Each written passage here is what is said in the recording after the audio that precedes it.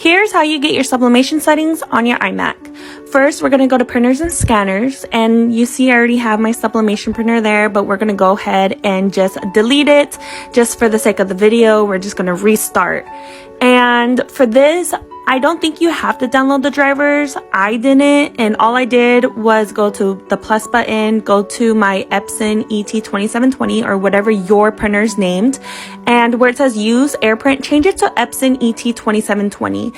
Add it, and after this, you're going to turn off high speed. And the way you do it is you go to options and supplies. And first, we're going to rename it sublimation. That way we don't get confused.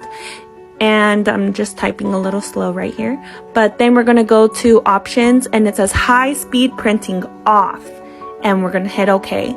And those are your new settings. And so now when you go print, I normally print from Microsoft Word.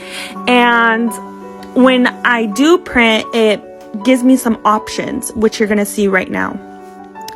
And here we're going to go where it says copy and pages, and we're going to go down to print settings, and it gives us the premium presentation matte and high quality. And don't forget to mirror the image. I forgot to do this, so I had to cancel my print and redo it.